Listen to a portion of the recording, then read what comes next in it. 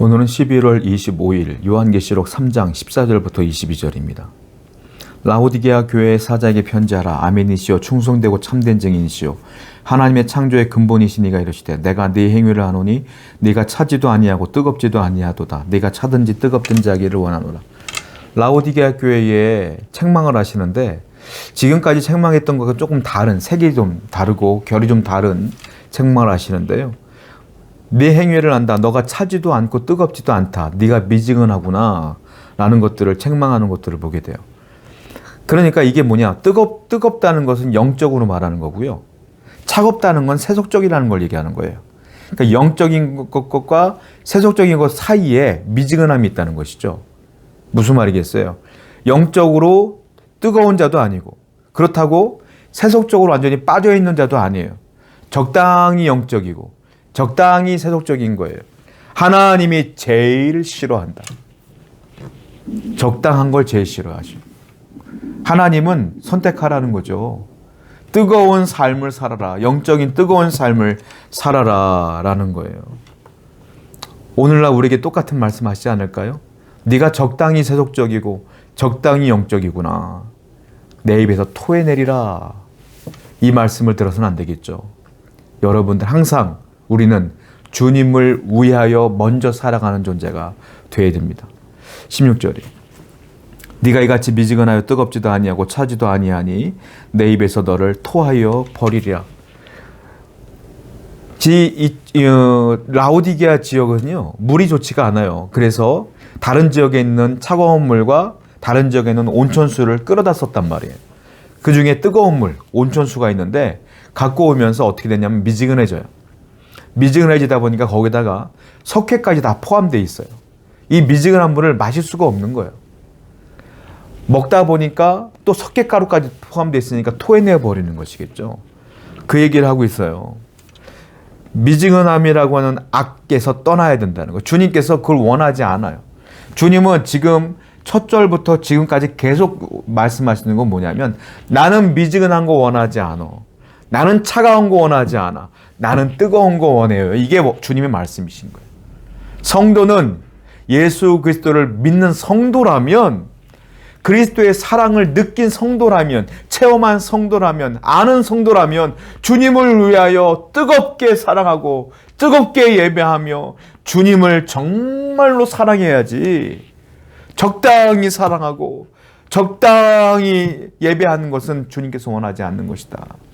이것은 가장 좋지 못한 주님께서 원하지 않는 것이다 라는 것이죠. 17절입니다. 네가 말하기를 나는 부자라 부요하여 부족한 것이 없다 하나 네 곤고한 것과 가난한 것과 가난한 것과 눈먼 것과 벌거벗은 것을 알지 못하는도다. 자, 관점의 차이가 나오는데요. 라오디게아 교회 성도들이요, 거기가 부자 동네거든요. 그러다 보니까 자기들이 이렇게 얘기해요. 나는 부자야. 부족한 게 없어.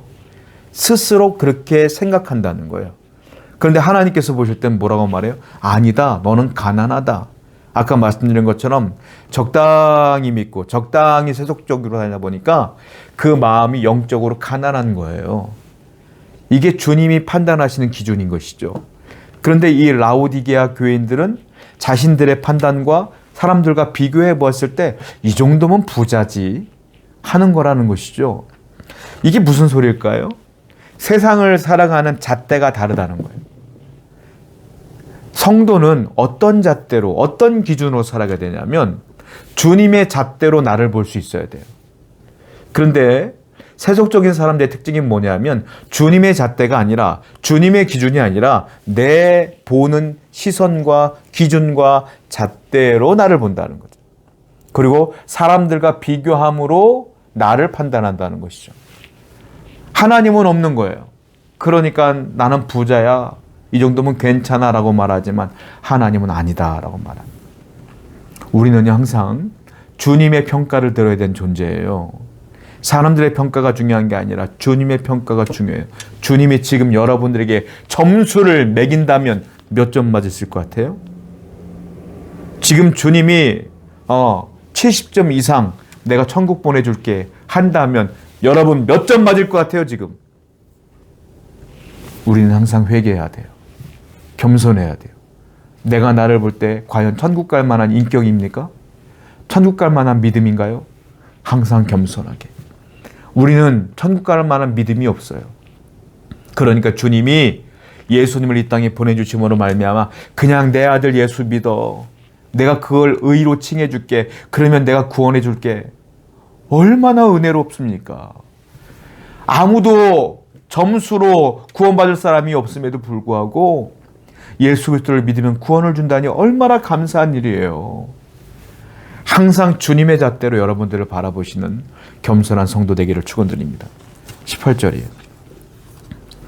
내가 너를 권하노니 내게서 불로 연단한 금을 사서 부유하게 하고 흰옷을 사서 입어 벌거벗은 수치를 보이지 않게 하고 안약을 사서 눈에 발라 보이게 하라. 불로 연단한 금을 사라 이 말이에요. 하도 어중간한 신앙이니까 뭐라고 말해요? 나한테 좀 불로 사라. 불로 연단한 금을 사라. 이게 무슨 말이에요? 좀 고난 좀 받아라 이 말이에요. 하나님이 성도답게 만드는 가장 좋은 방법, 즐겨 사용하는 방법이 뭐냐? 고난입니다. 하나님이 아브라함에게 고난을 줘서 아브라함을 만든 거예요. 요셉을 고난 줘서 요셉이 된 거예요. 다윗이 얼마나 많은 고난을 받았어요? 그래서 성군이 된 거예요. 요나도 고난 받았죠? 물고기 뱃속에서. 그래서 요나가 복음 전도자가 된 거예요. 항상 보면 고난이 있는 자들이 하나님께 쓰임 받아. 고난이 있는 자들은 예전에는 미지근했지만 고난받은 후에 은혜를 경험한 뒤에는 굉장히 뜨거워지는 걸 보게 돼요. 그러니까 하나님께서 말씀하신 거예요. 좀 연단 좀 받아라.